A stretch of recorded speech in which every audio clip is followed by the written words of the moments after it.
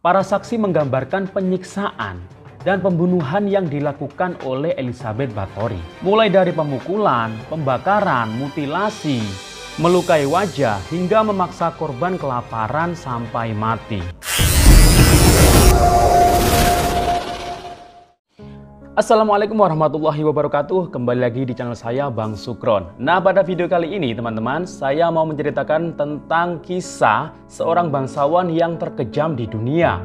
Nah, siapa dia? Maka simak terus video ini sampai akhir dan kita masuk ke cerita. Elizabeth Báthory the Exit adalah seorang wanita bangsawan yang berasal dari keluarga Báthory yang berkuasa dan memiliki tanah di Hungaria dan Transilvania. Namun dia juga terkenal sebagai wanita pembunuh berantai yang terkenal dengan korban terbanyak dalam sejarah. Mesti jumlah pasti korbannya ini masih dalam perdebatan. Nah, si Elizabeth Báthory ini dengan dibantu 4 pelayannya dituduh telah menyiksa dan membunuh ratusan perempuan antara tahun 1585 hingga 1609. Nah, keterangan sumber mengenai jumlah korban pasti atas kekejaman yang dilakukan oleh Elizabeth Báthory ini ada yang bilang hanya puluhan, bahkan juga ada yang bilang sampai mencapai 650 orang. Wow, banyak sekali ya. Nah, ternyata si Elizabeth ini merupakan seorang putri dari keluarga bangsawan di Hungaria dan lahir sekitar tahun 1560 dan 1561 di kota Nyírbátor di kerajaan Hungaria. Nah, ayah dari Elizabeth Báthory ini bernama Jos Báthory dan ibunya bernama Anna Báthory. Nah, dari keluarga ibu, yakni dari Anna Báthory ini ternyata masih memiliki hubungan kekerabatan dengan Raja Polandia dan Pangeran Transilvania. Terlahir di tengah keluarga bangsawan yang istimewa, Elizabeth besar dengan limpahan kekayaan, pendidikan, dan status sosial. Namun, menjadi bagian dari keluarga bangsawan, Elizabeth juga harus hidup dalam peraturan yang ketat. Dia bahkan sudah bertunangan dengan keturunan bangsawan yang lain sejak umur 10 tahun. Nah, Elizabeth ini ternyata sudah menikah sejak umur 15 tahun dengan seorang pria yang bernama Ferenc Nadezhdy, yang merupakan putra dari Baron Tamás Nadezhdy yang juga berasal dari Hungaria. Nah, Ferenc Nadezhdy ini menikah dengan Elizabeth juga pada saat umur 19 tahun. Nah, masih kecil-kecil ya, sudah kawin. Nah, ternyata pernikahan mereka ini dilatar belakangi karena tujuan politik dalam lingkaran aristokrasi ternyata. Nah, seusai menikah, Elizabeth ini pindah ke kastil milik keluarga Nadezhdy di Sarvar. Sedangkan suaminya, Ferenc Nadezhdy ini melanjutkan pendidikannya di Wina, Austria. Nah, ternyata si Nadezhdy ini merupakan komandan pasukan Hungaria yang turun dalam perang melawan Kesultanan Utsmaniyah. Selama sang suami pergi berperang, ternyata Elizabeth ini berwenang untuk mengatur urusan bisnis dan kenegaraan, bahkan termasuk urusan kesehatan masyarakat di Hungaria. Dari pernikahannya dengan Nadezhdy, Elizabeth ini melahirkan setidaknya ada 5 anak yang dilahirkan. Berarti nggak ikut KB ya. Nah, si Nadezhdy ini meninggal dunia di sekitar tahun 1604 saat usianya menginjak 48 tahun dikarenakan sakit. Namun, tidak diketahui secara rinci apa sakit yang diderita oleh Nadezhdy ini. Rumor pembunuhan berantai yang terjadi di antara tahun 1602 hingga 1604 beredar kabar di lingkungan kerajaan tentang kejamnya Elizabeth Báthory. Nah, akhirnya sampailah kabar tersebut di telinga Menteri Lutheran István Magyari, yang akhirnya Pak Menteri tersebut menanyakannya ke keluarga Báthory yang kemudian selanjutnya diajukan ke pengadilan Hungaria. Pada 1610, Raja Hungaria Matthias II ini memerintahkan kepada pejabat tinggi Hungaria, György Turzo, untuk melakukan investigasi dan mengumpulkan bukti-bukti. Penyelidikan dilakukan dengan memanggil lebih dari 300 saksi.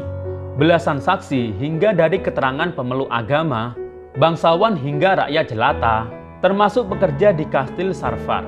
Menurut keterangan tersebut, korban kekerasan atau kekejaman dari Báthory ini awalnya ini adalah para gadis yang berusia umur 10 hingga 14 tahun. Nah, mereka ini kebanyakan berasal dari anak dari rakyat jelata yang ditawari pekerjaan di kastil dengan bayaran yang tinggi. Kemudian korban dari Batory ini dikatakan bertambah dari kalangan putri bangsawan yang statusnya lebih rendah. Nah, para putri bangsawan ini dikirim oleh orang tuanya untuk belajar sopan santun di istana. Bahkan dikabarkan Batory ini juga memerintahkan untuk menculik korbannya. Para saksi menggambarkan penyiksaan dan pembunuhan yang dilakukan oleh Elizabeth Batory. Mulai dari pemukulan, pembakaran, mutilasi, melukai wajah, hingga memaksa korban kelaparan sampai mati. Dalam arsip yang disimpan di dalam kota Budapest, juga mengungkap sejumlah bentuk penyiksaan lain yang sangat kejam. Bahkan Elizabeth ini juga disebut-sebut melakukan kanibalisme. Wah, kayak Sumanto ya yang ada di Indonesia. Pada tahun 1610, penyelidikan yang dilakukan oleh Thurso membuahkan hasil. Setelah ada saksi yang melaporkan melihat langsung kekejaman yang dilakukan oleh Elizabeth beserta 4 pelayannya. Nah, Thurso ini langsung bergegas menuju ke kastil untuk menjemput Elizabeth dan menangkapnya beserta dengan para pelayannya yang membantunya. Januari 1611, persidangan untuk kasus Elizabeth Batory digelar dengan dipimpin oleh Hakim Agung Kerajaan Theodeus Sirmiensis de Sculo. Sculo atau Sculo ini ya, susah sekali bacanya. Dan 20 hakim asosiasi. Puluhan saksi dihadirkan di dalam persidangan. Seluruhnya kecuali seorang pelayan memberikan keterangan yang memberatkan sang bangsawan. Selain saksi, pengadilan juga memeriksa kerangka dan mayat yang ditemukan di kastil sebagai bukti. Salah satu yang menjadi perhatian di persidangan adalah jumlah korban kekejaman Elizabeth Batory. Ada saksi yang menyebutkan korbannya hanya sekitar 30-an. Ada juga yang menyebutkan 50-an atau lebih. Yang mengejutkan dalam persidangan adalah pengakuan seorang saksi yang bernama Susana yang menyebutkan ada sebuah buku milik Elizabeth Batory yang di dalamnya ini berisi daftar nama korban yang mencapai hingga 650 orang. Namun ternyata keberadaan buku tersebut tidak bisa dibuktikan meski ada 32 lembaran yang ditulis oleh Elizabeth Batory yang kemudian dijadikan arsip negara Hungaria di Budapest. Nah, akhirnya pengadilan menetapkan jumlah resmi yang menjadi korban Elizabeth Batory ini adalah 80 orang.